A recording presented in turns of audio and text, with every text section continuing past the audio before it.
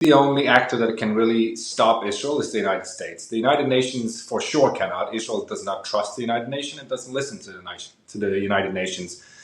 So if Israel were to stop its hunt for Hamas, it would be the United States that would have to put enough pressure on Israel. Do we know the latest on the ground?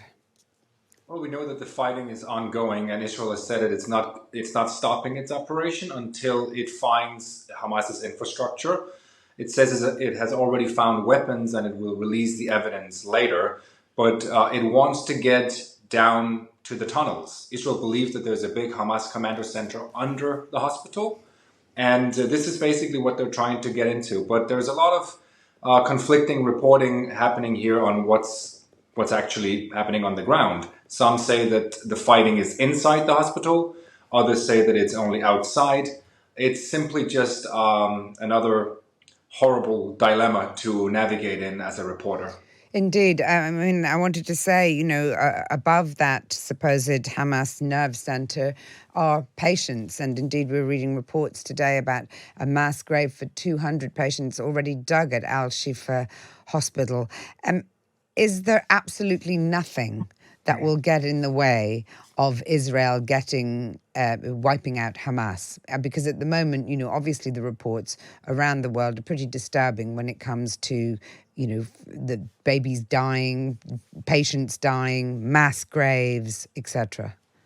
I think the only actor that can really stop Israel is the United States. The United Nations for sure cannot. Israel does not trust the United Nations and doesn't listen to the United Nations.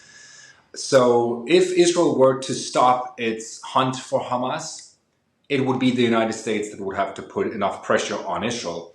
But the United States yesterday backed Israel's claim and said Al-Shifa is used by Hamas. If that's the case, that's not only is that a war crime, that makes it a legitimate target for Israel. Now, how you go about it, that's a whole different issue. Obviously, you can't bombard a whole hospital and kill hundreds of patients.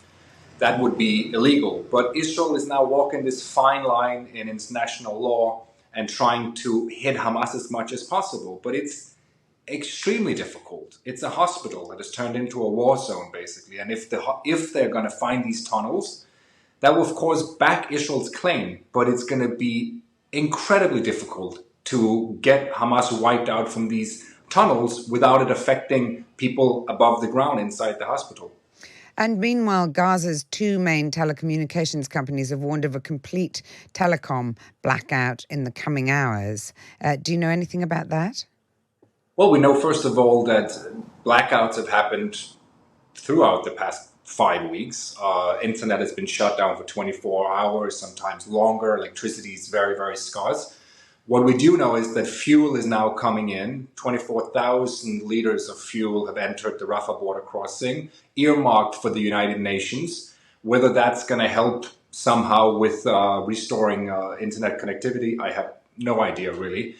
Everything in there is a complete mess. And again, we have to remember that there is fuel in Gaza, but most of it is used by Hamas. It becomes clearer and clearer the longer we go into this war that Hamas sits on a lot of fuel, because not only is it continuing to fire rockets every single day, it's hiding in the tunnels underground, and in the tunnels they have light. We know that. So it's just, again, an absolute mess when it comes to restoring connectivity to the internet, having fuel for the right purposes, and simply just allowing the civilians to seek shelter and to live a relatively normal life as much as they can in the south of Gaza.